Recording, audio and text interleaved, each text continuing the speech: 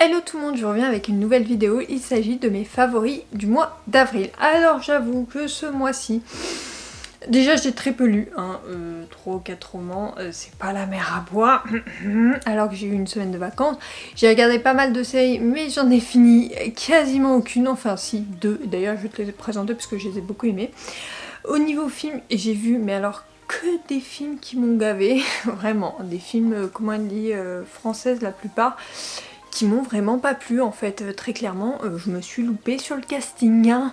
Vraiment j'ai choisi mes films n'importe comment, puis j'avais regardé chez mes parents parce que j'ai fait une semaine de vacances chez mes parents. Et ça a été catastrophique. Au niveau roman, j'ai quasiment rien lu. On se rappelle que je t'avais dit que je lirais beaucoup ce mois-ci. N'importe quoi, je n'ai pas lu du tout parce que la fatigue était très présente, donc c'était mort pour se concentrer sur un roman. Mais je t'en ai quand même sélectionné les 3 que j'ai lus en fait finalement, parce que c'est des suites de saga que j'ai beaucoup aimé, donc ça peut être un peu spoilant, mais je te le dirai à chaque fois au début de mon résumé, comme ça tu sauras si c'est spoilant ou pas, mais je vais essayer de spoiler pas du tout dans les chroniques et dans mon avis, par contre dans le résumé c'est vrai que ça peut être un peu spoilant. En tout cas c'est parti, je pense que cette vidéo sera un peu plus courte que les autres parce que on va pas se mentir, il y a beaucoup moins de contenu.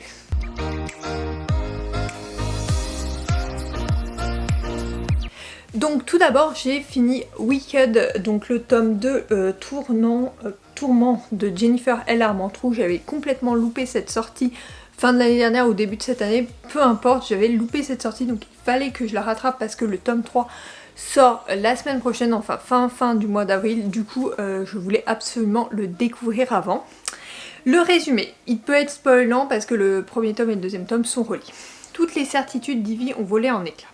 Après avoir échappé au cruel prince des Fae, elle se retrouve meurtrie et est désormais accablée d'un secret bouleversant qu'elle doit dissimuler à tout prix.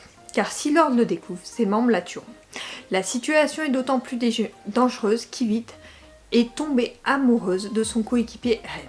Leur alchimie est incandescente, mais Ivy sait que l'argent a toujours privilégié son devoir envers Lord. S'il apprenait la vérité, il ne voudrait plus jamais la toucher, dans l'éventualité où il lui laisserait la vie sauve. Par peur de le perdre, Ivy n'ose se confier à lui, alors que le prince des Fae se rapproche avec l'intention d'ouvrir à jamais les portes de l'autre monde.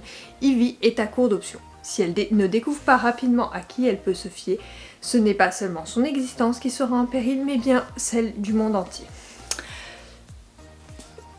C'est un deuxième tome qui est vraiment dans la continuité du premier. Par contre, on a plus la relation entre Ren et Ivy qui est développée dans ce tome-ci par rapport à dans le premier. Donc c'est vrai que l'intrigue n'avance pas énormément. J'espère que ce ne sera pas le cas dans le troisième tome. Cela ne m'a pas empêché d'apprécier ma lecture, bien au contraire, parce que j'ai appris à connaître les deux personnages un peu plus profondément avec leurs désirs, leurs volontés, etc. Donc c'était plutôt intéressant. Mais après il est vrai que voilà, si tu veux que de la romantasy avec énormément d'intrigues, c'était peut-être pas la saga qui sera faite pour soi. Du moins au niveau des Jennifer L. Armentrout, il y en a qui sont beaucoup plus tournés sur les intrigues. Là il y a vraiment la romance qui prend un peu le pas dessus, mais cela ne m'a pas empêché d'apprécier ce second tome. J'ai d'ailleurs hâte de découvrir le troisième, donc il sort ce mois-ci, enfin au mois d'avril. Et quand tu verras cette vidéo, il sera sorti et je l'aurai déjà dans ma pile à lire parce que je l'ai précommandé. Je ne voulais pas louper le troisième tome. Et j'espère pouvoir le découvrir au mois de mai parce que c'est un tome qui me tente beaucoup du coup parce que je veux savoir la suite des aventures de nos deux personnages principaux.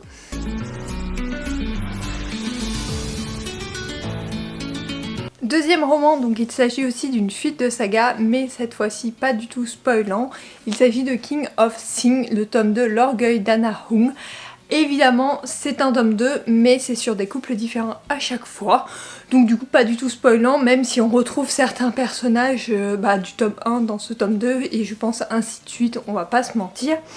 Donc je te lis le résumé. Réservé, exigeant, irréprochable, Kei-Hyun n'a ni le temps ni un penchant pour le chaos. Avec l'élection du prochain PDG et son empire des médias de jeux en jeux vidéo, l'héritier Hoon ne peut se permettre la moindre distraction. Audacieuse, impulsive, pleine de vie, Isabella Valencia, elle, est le chaos incarné. Avec ses cheveux violets et ses blagues déplacées, cette Barmen représente tout ce que Kei Yoon ne devrait pas désirer. Elle adore faire la fête et n'a jamais rencontré un homme qu'elle ne pouvait séduire jusqu'à Kei. Toutefois, ça n'a pas d'importance puisqu'il n'est pas son genre. Non seulement il traduit les classiques de littérature en latin pour son plaisir, mais son adhésion au club où elle travaille implique qu'il lui est tout bonnement défendu. Pourtant, à chaque nouveau requin, il est tenté d'enfreindre ses propres règles et de la revendiquer comme sienne. De son côté, Isabella ne peut pas nier que sous son apparence froide se cache un homme capable de la faire fondre d'un simple toucher. Malgré leurs efforts, ils ne peuvent résister plus longtemps à l'appel de leur désir interdit, même si ça doit leur coûter tout ce qu'ils ont. Je dois avouer qu'on découvre deux personnages vraiment intéressants, donc c'est un double point de vue avec une certaine alternance au niveau des chapitres, donc ce qui nous permet de vraiment apprendre à connaître d'un côté Isabella et de l'autre côté Kei, sauf que Kei, au début, comme expliqué dans le résumé, il est très mystérieux, mais cela ne m'a pas empêché d'être charmée parce que vraiment, il est charmant dans son comportement avec Isabella, dans sa façon dont il est protecteur. On retrouve le schéma de la romance classique, donc classico-classique, et on retrouve un peu de la romance un peu à l'ancienne, comme j'aime dire, dans les années, il y a 10 ans. Quand j'ai commencé la new romance et la romance à la fac, c'est le même type de roman que je lisais à l'époque et on reprend ces classiques là. J'ai bien aimé, moi j'apprécie toujours ce genre de roman, donc voilà, celui-là il m'a bien plu. Je l'aurais lu bien plus vite parce que j'ai le lis du 9 avril au 22 avril, je crois, un truc comme ça. En fait j'ai mis du temps, pas parce que j'arrivais pas à rentrer dedans, mais pour la fatigue, parce que vraiment il a été topissime. Une fois que j'étais dedans, je ne voulais pas le lâcher tellement j'ai apprécié ma lecture, donc j'ai déjà hâte de lire le tome 3. Je ne sais pas du tout quand il sort, il faudrait que je regarde, mais je crois qu'il sort pas au mois de mai, enfin c'est quasiment sûr parce que j'ai déjà fait mon article sur le mois de mai et je ne l'ai pas vu, donc voilà. Mais j'espère qu'il sortira dans les prochains mois et que je pourrai me jeter dessus pour le découvrir parce que vraiment le premier tome j'avais adoré, ce second tome hyper génial aussi, donc je pense que le troisième tome sera dans la même continuité pour mon plus grand plaisir.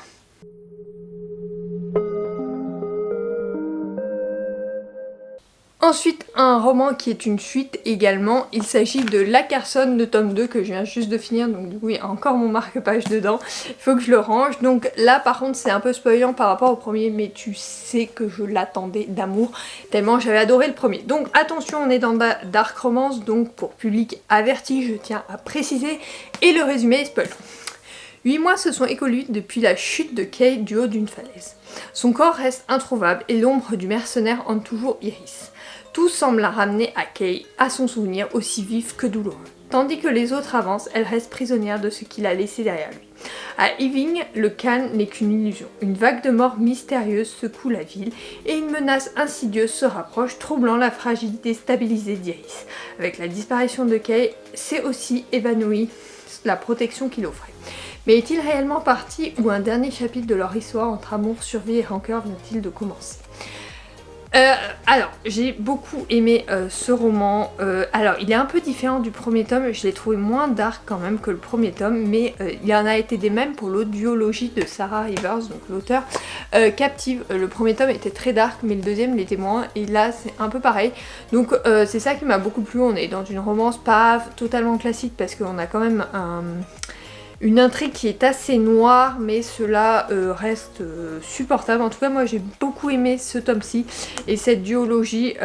J'avoue que j'ai une préférence pour Captive parce que je me suis beaucoup plus attachée au personnage, mais cela ne m'a pas empêché d'apprécier ce second tome, bien au contraire j'ai beaucoup aimé et j'espère que l'auteur écrira d'autres dark romance, parce qu'il est vrai qu'on en a très peu en ce moment. D'ailleurs si tu en as à me conseiller, n'hésite pas à me les mettre en commentaire parce que vraiment je n'en trouve quasiment jamais, et donc du coup j'aime bien ce genre, pas tout le temps mais j'aime bien.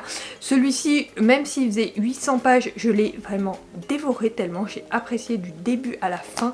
Cette romance a été topissime pour moi, donc je peux que te le recommander parce que j'ai passé un merveilleux moment de lecture en compagnie de Kei et de... comment elle s'appelle ?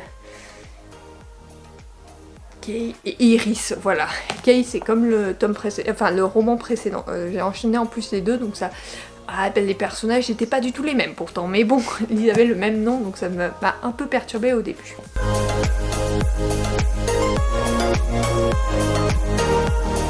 Donc comme je te l'ai dit, j'ai vu très peu de séries, de films ce mois-ci, donc je ne t'en parle pas parce qu'ils m'ont pas plu. Par contre au niveau série, j'en ai deux à te présenter. Donc la première, il s'agit de CB Strict. Donc c'est la saison 6 qui est sortie il y a un petit moment, mais j'avais loupé un peu la sortie. Alors il faut savoir que c'est une adaptation de romans, c'est des romans écrits par Robert Galbraith, donc le pseudonyme de J.K. Rowling, si tu ne sais pas. J'avais lu, alors je regarde les 4 premiers tomes, je n'ai jamais lu la suite, il faudrait que je les lise parce qu'ils étaient vraiment sympas. Mais du coup je continue à suivre la série. Donc le résumé du premier épisode, c'est Eddie Lidver, co-créatrice du dessin animé culte Sandang, demande à Robin de découvrir l'identité de son harceleur en ligne, Anomi. Alors, pour une fois, donc en fait, Robin travaille avec, comment il s'appelle, des Strick, bah oui, donc pour enquêter sur diverses disparitions et tout ça, et cette fois, c'est elle qu'on va demander à enquêter. Au début, elle va pas le faire, mais elle va finir par s'y faire et du coup s'engager dans cette enquête, et donc du coup on est dans une nouvelle enquête plutôt intéressante. Les enquêtes vont s'enchaîner dans cette saison-là, j'ai beaucoup aimé. Après, je trouve que la relation entre les deux personnages principaux n'est pas trop mise en valeur dans cette saison. Et j'ai trouvé ça dommage par rapport à la saison précédente parce que je m'attendais à beaucoup plus de mise en relation. Mais cela ne m'a pas empêché d'apprécier la série et je trouve les intrigues toujours aussi intéressantes. Donc je peux que te la recommander pour ce côté-là. En tout cas, si t'aimes un peu les thrillers policiers au niveau des séries, c'est une bonne série, moi j'ai bien aimé, tu sais que j'en regarde quelques-unes, et celle-là est vraiment top. Donc voilà, j'espère qu'il y aura une suite. Après, il faudrait que je m'en remette au roman parce que j'ai une préférence quand même pour les romans, tout simplement.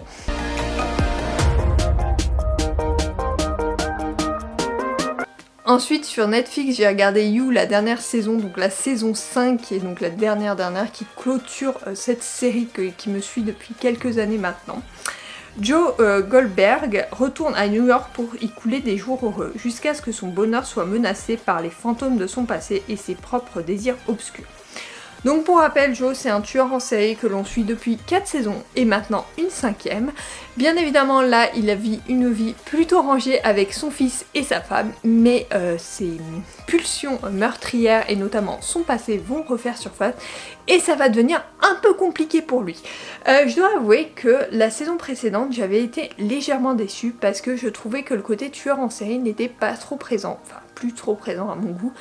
Mais dans celle-là, l'intrigue est renouvelée, on ne s'ennuie pas, vraiment on a un renouvellement de l'intrigue, on a des personnages nouveaux qui viennent, et surtout on a Joe des premières saisons. Même si on a son côté papa qui va ressortir, on a aussi un Joe qui va être vraiment plus comme avant quoi finalement. Alors oui, il va descendre son fils, je dis pas, c'est pas pour moi un mauvais père comme on pourrait le croire durant la saison, mais vraiment il a ses pulsions et donc du coup voilà, j'ai trouvé ça hyper intéressant et je trouve que c'est une belle conclusion à cette série qui m'a suivi, donc comme je te disais depuis quelques années. Moi j'ai bien apprécié, je ne sais pas si toi tu l'avais regardée, certes elle est très flippante comme série, mais moi j'ai vraiment apprécié, donc voilà, une bonne petite série à se mater un samedi soir par exemple.